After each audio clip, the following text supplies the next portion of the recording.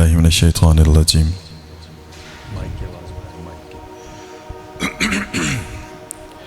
بسم اللہ الرحمن الرحیم قال اللہ تبارک و تعالی فی القرآن المجید وَتِلْكَ الْأَيَّامُ نُدَاوِلُهَا بَيْنَ النَّاسِ آمنت باللہ صدق اللہ مولانا العظیم ان اللہ وملائکتہ یصلون علی النبی یا ایہا الذین آمنوا صلوا علیہ وسلموا تسلیما الصلاۃ والسلام علیکہ یا سیدی یا رسول اللہ وعلی آلکہ واصحابکہ یا سیدی یا حبیب اللہ الصلاۃ والسلام علیکہ یا سیدی یا رحمۃ للعالمین وعلی آلکہ واصحابکہ یا سیدی یا محبوب رب العالمین۔ معزز سامعین، قرآن مجید میں رب تعالیٰ ارشاد فرماتا ہے وَتِلْكَ الْأَيَّامُ نُدَاوِلُهَا بَيْنَ النَّاسِ کہ لوگوں کے درمیان دن بدلتے رہتے ہیں، اتار چڑھاؤ، خوشی غمی، نقصان فائدہ، یہ زندگی کا حصہ ہے۔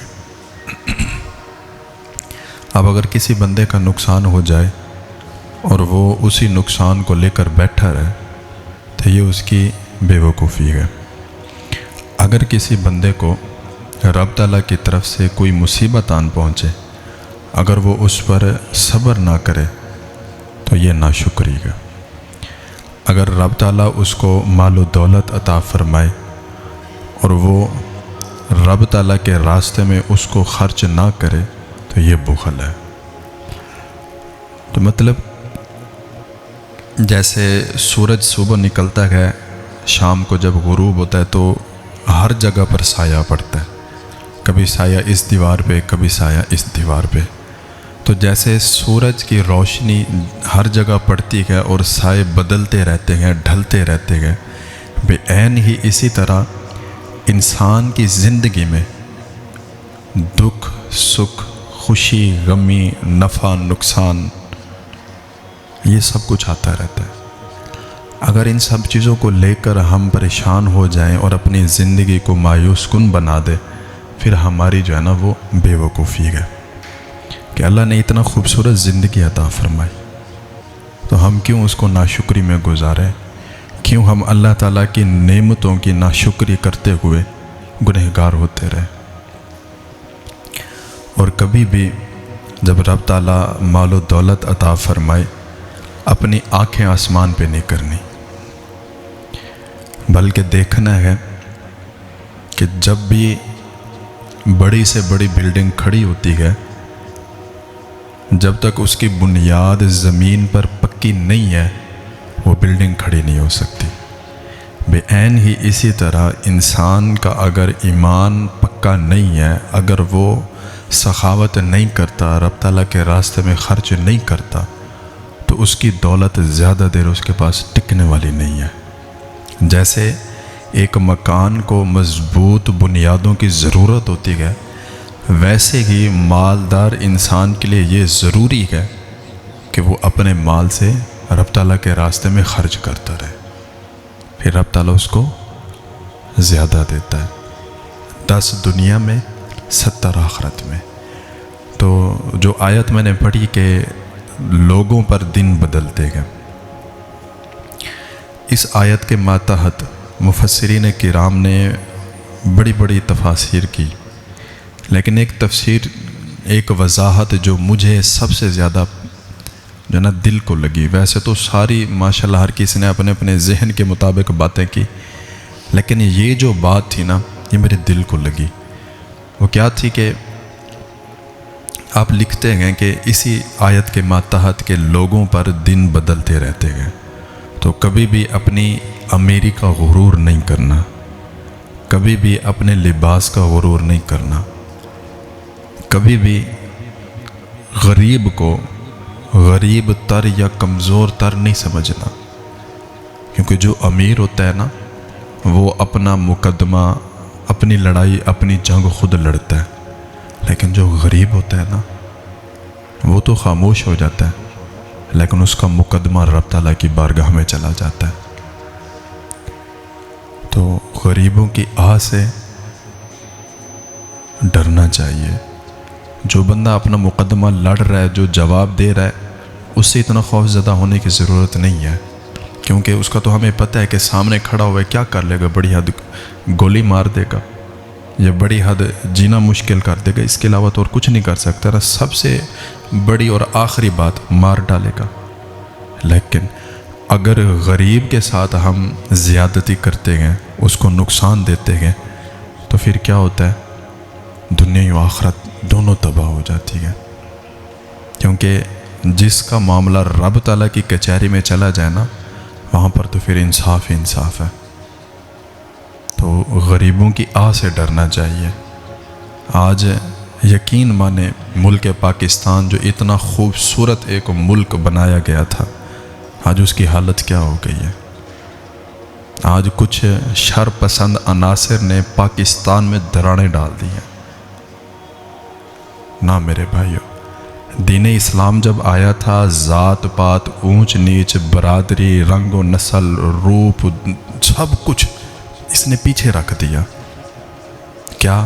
انما المؤمنون اخوہ، کہ مومنین جتنا بھی ہیں وہ آپس میں بھائی ہیں۔ تو پھر کیا پنجابی، کیا سرائکی، کیا پشتون، کیا سندھی، کیا بلوچی، یہ تقسیم نہ کریں۔ پاکستان رب تعالیٰ کی ایک نعمت ہے، اور الحمدللہ جب سے یہ بنا ہے تب سے لے کر اب تک جس نے بھی اس کے ساتھ غلط کرنے کی کوشش کی ہے وہ خود صفحہ ہستی سے مٹ جاتا ہے۔ اب ہم یقین جانیں، کیونکہ جو حالات چل رہے ہیں، جو دور چل رہا ہے، ہمارے نوجوان بھائی ہیں، ان کے خون جو ہے نا وہ کھولتے ہیں، غصہ جلدی آ جاتا ہے۔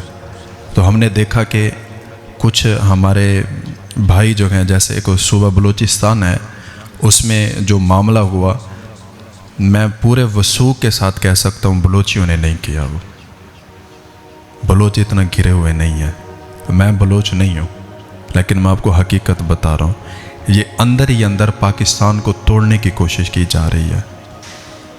اور یہ ملک پاکستان جس نے بھی اس کو توڑنے کی کوشش کی ہے، وہ چاہے جتنا مرضی بڑا رئیس اور امیر ہو، جتنا مرضی بڑا ماسٹر مائنڈ بندہ ہو، وہ تباہ ہو جاتا ہے۔ ملک پاکستان اپنے ہی پیروں پہ کھڑا تھا، کھڑا ہے اور کھڑا رہے گا۔ اس کو کوئی گرا نہیں سکتا، اس کو کوئی توڑ نہیں سکتا، اور جتنا بھی ہم قومیں ہیں، ہمیں کوئی جدا نہیں کر سکتا۔ ہم کل بھی بھائی تھے، آج بھی بھائی ہیں، اور رہتی دنیا تک ہم سب بھائی رہیں گے انشاءاللہ۔ جو بھی پاکستان کے دشمن گئے، اللہ تعالیٰ ان کو نیست و نابود فرمائے گا، ان کی یہ چال کامیاب نہیں ہوگی، وہ ہمیں لڑوا نہیں سکتے۔ تو یہ چیز اپنے ذہن سے، اپنے دل سے نکال دیں کہ ملک پاکستان میں رنگ و نسل کے لحاظ سے جو ہے نا وہ لڑائی ہو رہی ہے، ایسا کوئی معاملہ نہیں ہے۔ بس کچھ شر پسند عناصر ہیں جنہوں نے پاکستان میں پھوٹ ڈالنے کی کوشش کی ہے۔ اور میرے بھائیوں، جو مرضی ہو جائے، جو مرضی ہو جائے، کبھی بھی اپنی آرمی کے خلاف نہیں جانا ہم نے، کبھی بھی، جو مرضی ہو جائے۔ یہ وہ نوجوان ہیں کہ جو اپنی نیندوں کو حرام کر کے نا ہمیں سکون کی نیند سلاتے ہیں۔ آپ ان سے جا کے پوچھیں جن کی آرمی نہیں ہے، ان ملکوں کی کیا حالت ہوئی ہے۔ ہمیں شکر ادا کرنا چاہیے۔ ابھی پچھلے دنوں جو آرمی کے ساتھ کچھ بندوں نے جو کیا، یقین جانے وہ دیکھنے کے بھی قابل نہیں ہے۔ یہ ہماری حفاظت کرتے ہیں، وہ ہمارے بھائی ہیں، وہ بھی پاکستانی ہیں، باہر سے نہیں آئے۔ آپ کبھی ان کی زندگی جا کے دیکھیں نا، آپ کو پتہ لگ جائے گا وہ کیسے بیچارے ٹھنڈ میں کھڑے رہتے ہیں، کیسے گرمی میں کھڑے رہتے ہیں، کھانا بھی ٹھیک ٹائم پہ نہیں ملتا، اور ان کو یہ نہیں پتہ ہوتا کہ ہم نے گھر کب جانا ہے، لیکن ان کو یہ اندازہ ہوتا ہے کہ کسی بھی وقت دشمن کی طرف سے آنے والی گولی ہمارا سینہ آر پار کر سکتی ہے، لیکن وہ پھر بھی ڈٹ کے کھڑے ہوئے ہیں۔ میری شروع سے یہ عادت رہی ہے اور میں آپ سب کو بھی کہوں گا کہ جہاں بھی آپ کو افواج پاکستان کی گاڑی نظر آئے نا، اور کچھ نہ صحیح دعا دے دیا کرو، کھڑے ہو جایا کرو، ان سے پیار اور محبت کیا کرو۔ جب میرے سامنے پاکستان کی آرمی کی کوئی بھی گاڑی گزرتی ہے یا جو بھی جوان میرے سامنے آتا ہے نا، یقین جانے مجھے اتنا خوشی کسی اور چیز سے نہیں ملتی جتنا ان نوجوانوں کو دیکھ کے ملتی ہے کہ آج ان کی وجہ سے ہم سلامت بیٹھے ہوئے ہیں، آج ان کی وجہ سے ہماری ماؤں بہنوں کی عزت محفوظ ہے۔ اگر یہ نہ ہوتے تو ہمارا کچھ بھی نہیں رہنا تھا۔ تو ملک پاکستان کے ساتھ محبت، آرمی کے ساتھ محبت، اور جتنا بھی قانون بنانے والے محکمے ہیں ان سب سے محبت، ان کا ادب اور احترام، یہ ہمارے لیے لازمی ہے، کیونکہ ہم مسلمان ہیں، اور مسلمان پکا اور سچا وہ ہے جس کے ہاتھ سے، جس کے جسم سے ساتھ والا مسلمان کافر جو بھی ہے انسان وہ محفوظ ہے، وہ مومن ہے۔ یہاں پر کوئی قید نہیں ہے، یہاں پر کوئی تفریق نہیں ہے، سب برابر ہے۔ انما المؤمنون اخوہ، بس یہ چیز اپنے ذہن میں رکھنی ہے کہ جو بھی مسلمان ہے وہ ہمارا بھائی ہے۔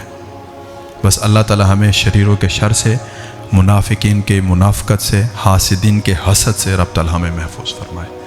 تو میں جو بات کر رہا تھا کہ لوگوں کے اوپر دن بدلتے گئے، تو اسی آیت کے ماتحت جو ایک تفسیر میرے سامنے گزری وہ یہ تھی کہ ایک نیا نویلا جوڑا، عید کا دن تھا، نوی شادی ہوئی ان کی، اور دونوں اکٹھے بیٹھے تھے، اور یہ مسلمانوں کا جو تہوار ہوتا ہے چھوٹی عید، اس پہ جو ہے نا وہ میٹھی چیز بنائی جاتی ہے اور کھائی بھی جاتی ہے اور آگے تقسیم بھی کی جاتی ہے۔ لیکن افسوس کہ آج یہ بھی ختم ہو گیا۔ جب سے یہ واٹس ایپ آیا ہے تب سے کیا ہوتا ہے، صبح کے ٹائم عید نماز پڑھ کے جب فارغ ہوتے ہیں آپ کو اور آپ کی فیملی کو عید مبارک، چلو جی ختم۔ پہلے ہوتا تھا گلے ملتے تھے، ایک دوسرے کو میٹھی چیزیں کھلاتے تھے، گھومنے پھرنے جاتے تھے، لیکن آج وہ سب کچھ ختم ہو گیا، اور یہ آہستہ آہستہ ہمارے اندر سے یہ محبت جب سے ختم ہوئی ہے نا، تب سے نفرتوں نے ہمارے دل میں جگہ لے لی ہے۔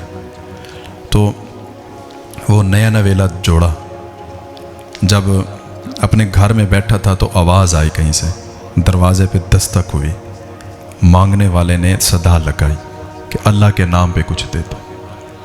تو وہ جو نیا نویلا جڑا تھا، جو شوہر تھا، وہ بڑا خدا ترس بندہ تھا، لوگوں پہ ترس کرتا تھا، جتنا ہوتا رب تعالیٰ کے راستے میں خرچ کرتا۔ اس نے اپنی بیوی کو بولا کہ جا اللہ لیے، یہ جو مانگنے والا آیا نا، اس کو جو چاہیے دے دے۔ تو جب اس کی بیوی دروازے پہ گئی نا، اس نے جب دروازہ کھولا تو مانگنے والے کو جب دیکھا نا تو غش کھا کے زمین پہ گر گئی، ایک لمبی ساری چیخ ماری، شوہر ڈر گیا، پتہ نہیں یہ کیا ہوا۔ جب وہ گیا تو کیا دیکھتا ہے کہ اس کی بیوی زمین پہ گری ہوئی اور بے ہوش ہے، اور مانگنے والا جو بھی تھا وہ وہاں سے چلا گیا تھا، وہ بھی ڈر گیا بیچارہ۔ جب اس نے اپنی بیوی کو ہوش میں لایا، پوچھا کہ اللہ علی یہ کیا ہوا، تو اس کو خیرات دینے گئی تھی، تو کوئی بات ہوئی ہے؟ کہنے لگی نہیں۔ تو اس کی جو بیوی تھی وہ کہنے لگی آپ کو پتہ ہے آپ کے نکاح میں آنے سے پہلے میں کسی اور کے نکاح میں تھی؟ وہ کہنے لگا ہاں مجھے علم ہے اس بات کا۔ تو وہ کہنے لگی کہ جو پہلا میرا خاوند تھا نا، آج وہی بھکاری کی صورت میں میرے سامنے کھڑا ہوا تھا، جس کو دیکھ کے آج میں چیخ مار کے گر پڑی زمین پہ۔ تو وہ پوچھنے لگا کہ معاملہ کیا ہے؟ وہ کہنے لگی ایک وقت تھا، اس میں بڑا عروج تھا، رب تعالیٰ نے اس کو بڑا عطا کر رکھا تھا، یہی لمحہ تھا، یہی عید کا دن تھا، کوئی مانگنے والا آیا اور آپ نے تو مجھے بھیجا نا، یہ خود گیا تھا۔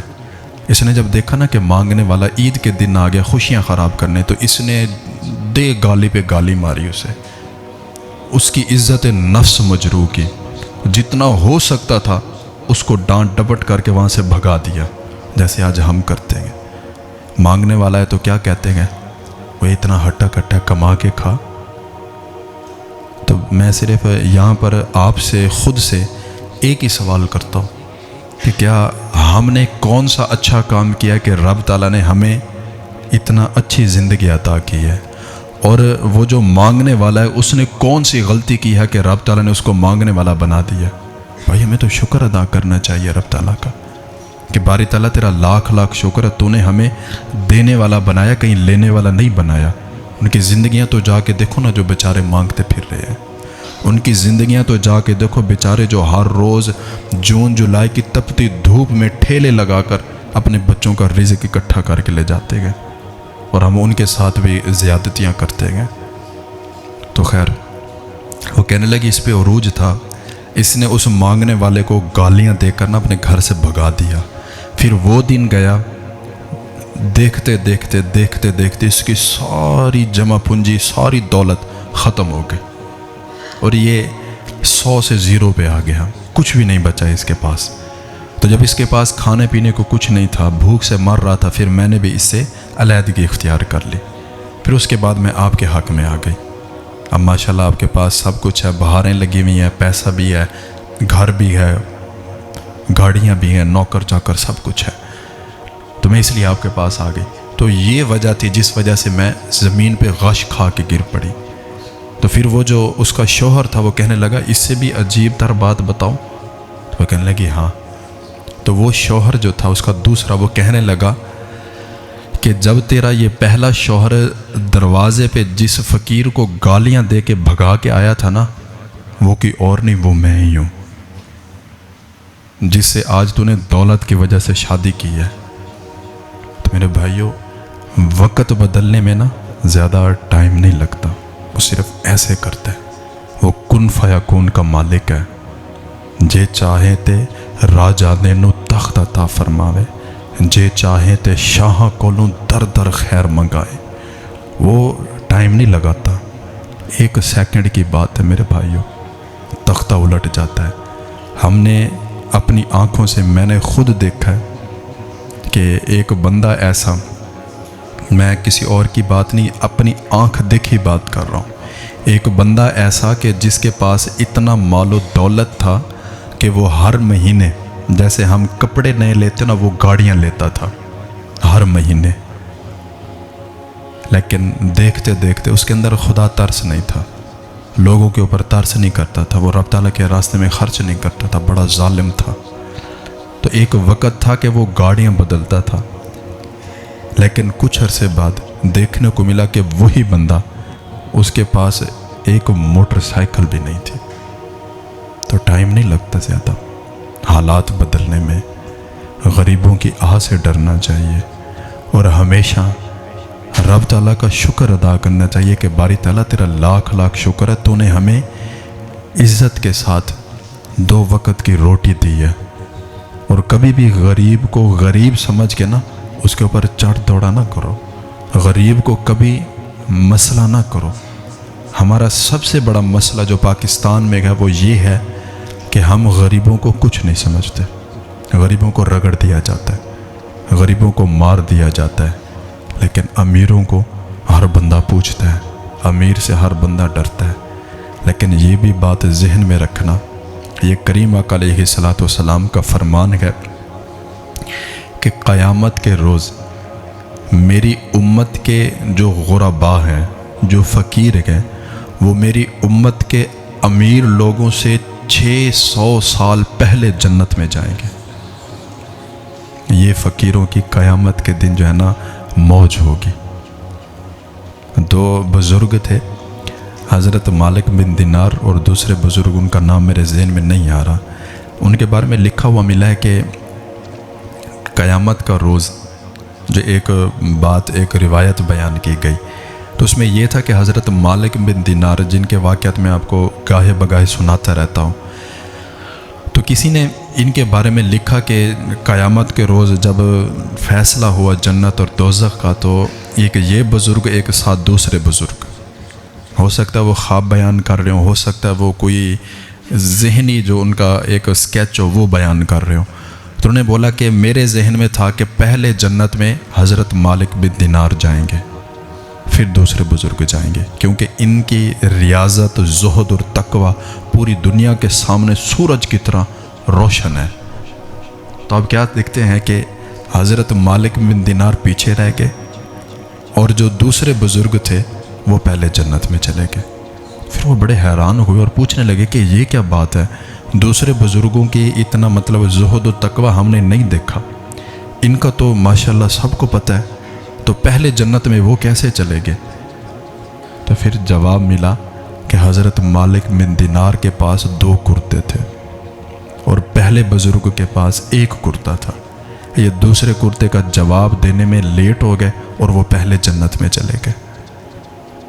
میرے بھائیوں ذرا سوچو، ہمارے گھر تو 8-8 10-10 سوٹ لٹکے ہوئے، ہمارے مہنگے مہنگے موبائل ہیں، مہنگی مہنگی جوتیاں ہیں، اور پتہ نہیں کیا کچھ ہم کرتے گئے۔ ہمارے بچے بھی مہنگے سے مہنگا سوٹ پہنتے ہیں۔ تو قیامت کے روز ہم سے بھی تو پوچھا جائے گا نا، قیامت کے روز ہمیں بھی روکا جائے گا نا، ہمیں بھی پکڑ کے پوچھا جائے گا، ہاں بھی بتا، تیرے ساتھ والے گھر میں غریب کی بچی کھانے کو ترس رہی تھی اور تیری بیٹیوں نے 10-10 ہزار کا سوٹ پہنا ہوا تھا، ذرا بتا کہ تجھے خیال نہیں آیا تھا غریبوں کا؟